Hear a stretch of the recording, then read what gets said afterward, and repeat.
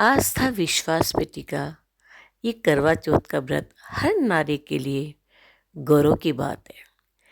इसके लिए एक कहानी आपको मैं सुना रही हूँ।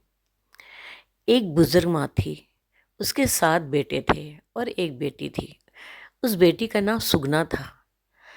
सुगना के सारे भाई बहुत प्यार करते थे।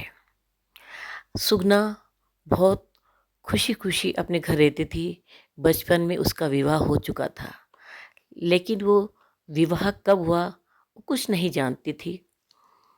एक दिन करवा चौथ आया और सुबह सुबह ब्राह्मण देवता आए। तो ब्राह्मण ने कहा उसकी एक भाभी से, अखंड सौभाग्यवती भव। और सुगना ने जब उसको ब्राह्मण को भिक्षा दी तो उससे कहा कि खुश रहो। तो सुगना को ये बात थोड़ी सी दिमाग में चुभ गई और उसने अपनी माँ को कहा, माँ, जो ब्राह्मण आए थे उन्होंने भाभी को तो अखंड सौभाग्यवती का वरदान दिया और मुझसे कहा खुश रहो। फिर थोड़ी देर बाद में उसकी माँ ने उस ब्राह्मण को देखा और बुलाया। तो पूछा, पंडित जी, सुगना ने जो कहा सही है, आप उसको कहते हैं हमेशा खुश रहना। तो पंडित जी ने कहा कि हाँ, मैंने यही कहा। क्यों पंडित जी? तो उसने ब्राह्मण ने सुगना को अंदर भेजा और उसकी माँ से कहा कि इसके भाग्य में पति का सुख नहीं है। ये कह कर ब्राह्मण देवता चले गए। माँ और सुगना दोनों अंदर आकर अपने अपने काम में लग गईं। भाई खेत पे जा चुके थे। भाभियाँ कोई पुए बना रही थी, कोई खाजे बना रही थी, पूजा की तैयारी कर रही थी शाम की। और शाम का भोजन भी बनाकर उन्हें तैयार रख रखा था। शाम हुई और सुगना के सातों भाई खेत पे से चले आए। सब ने अपने हाथ पैर धोए और बैठ गए आसन बिछाकर। अपनी बहन सुगना को बुलाया। सुगना खेलती खेलती कहना बेकार है, और कहना बेकार है, कोई उसको बोलती सब उसको प्यार है, उसके भाई हमको प्यार है तुमसे कि नहीं भैया, आज बेकार है, कहना बेकार है, हाँ भैया, कहना बेकार है तुमसे। सब भाभी ने हाथ हमको प्यार है, हमको प्यार है, हमको प्यार है तुमसे। तोड़ा जाएगा। कहना बेकार है, कहना बेकार है, कहना बेकार है तुमसे। हमको प्यार है, हमको प्यार है, मर जाएगी। हमको प्यार है तुमसे। भाइयों ने मिलकर कहना बेकार है, कहना बेकार है, कहना बेकार है तुमसे। हमको प्यार है, पीछे से उन्होंने आग लगाई, प्यार है, हमको प्यार है तुमसे। एक कहना बेकार है, कहना बेकार है, कहना बेकार है तुमसे। हमको प्यार है, प्यार है, प्यार है तुमसे। चांद निकले है पूजा करो। नहीं सुनना भाई, तुम्हारा चांद निकला भी हमारा चांद नहीं निकला। ठीक है, सुगना कह के जाके चली गई। चांद की पूजा करी और अपने भाई के साथ प्यार है, खाना खाया। खाना प्यार है, सुगना सो गई।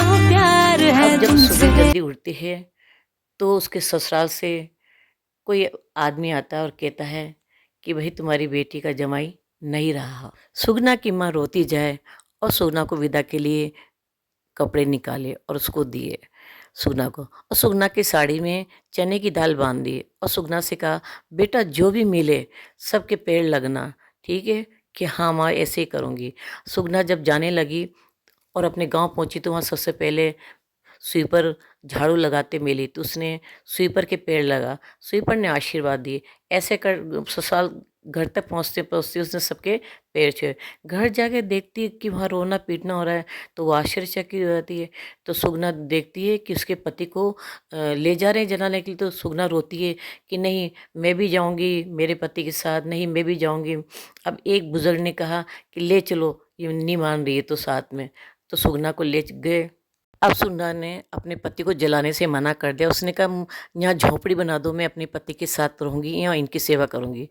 फिर बुजुर्ग ने कहा कि झोपड़ी बना दो, जैसे केरी वैसे कर दो। वहाँ झोपड़ी बना दी और उसके पति को वहाँ लेटा दिया। रोज़ सुगना अपने पति की सेवा करती। एक दिन औरतें गीत गा रही थीं और नदी पे नहा रही थीं, तो उसने सुगना ने पूछा ये क्या आप काय के गीत गा रहे हो? कि अरे आज तो करवा चौथ है। कि चौथ क्या होती है उसने सारा बताया। तो फिर सुगना ने को बात याद आ गई। सुगना ने अपनी मटकी के 10 टुकड़े करे, मतलब खाजे के रूप में, और रख लिए। चाँद निकला और वो चाँद की पूजा करने लगी। तब एक देवी आई, तो देवी ने कहा क्यों पूजा कर रही है? देखती नहीं है हमारे शरीर में फफोले पड़ गए, तेने खंडित व्रत किए हैं। तो वो सुगना बहुत मनाती है माता को, पैरों में पड़ती है। तो माता को दया आ जाती है। माता कहती है एक नहीं 7वीं देवी जो है, माता जो है खतरनाक है, उसको मत छोड़ना। उसके पैर जो भी कुछ वो तेरे को कहे सुन लेना और उसका पैर मत छोड़ना, ठीक है?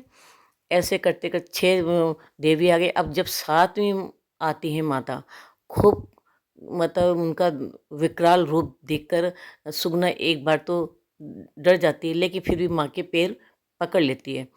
माँ के उसको धक्का देती है, खूब करती है, लेकिन वो नहीं छोड़ती माँ का पैर और कहती माँ मुझे क्षमा करो, मैं निर्दोष हूँ, मैं कुछ नहीं जानती थी माँ। माँ को सुगना पे तरस आते हैं। अब वो करवा मांगती है, तो करवा में से पानी का जो छींटा है वो उसके पति के ऊपर छिटक देती है और माँ चली जाती है। उसका पति एकदम उठ बैठता है, तो सुगना से कहता है कि हम यहाँ पर कैसे बैठे हैं?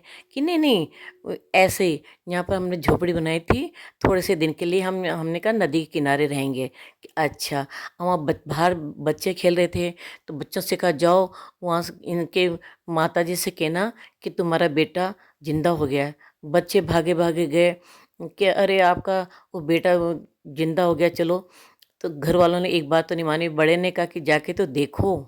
सब ने जाके देखा तो वहाँ उनका बेटा बैठा हुआ था। बेटे ने पैर छुए माँ के, और बहू ने भी। सास सास बहुएं दोनों गले लगी। सास ने कहा बहू ये तेरी वजह से आज हमें मिला है। बहू बहू ने कहा, सुगना ने कहा नहीं माँ, ये तो सब माता की कृपा से हुआ है, मेरी कृपा से कुछ नहीं हुआ। बहू और बेटे को सारे लोग बाजे के साथ घर लेके गए और सुगना और उसके पति हमेशा के लिए सुख से जीवन यापन करने लगे। हे मेरी माता, जैसे सुगना को अमर सुहाग दिया ऐसा सबको देना। वीडियो को लाइक, सब्सक्राइब, शेयर करके माता का आशीर्वाद प्राप्त करें।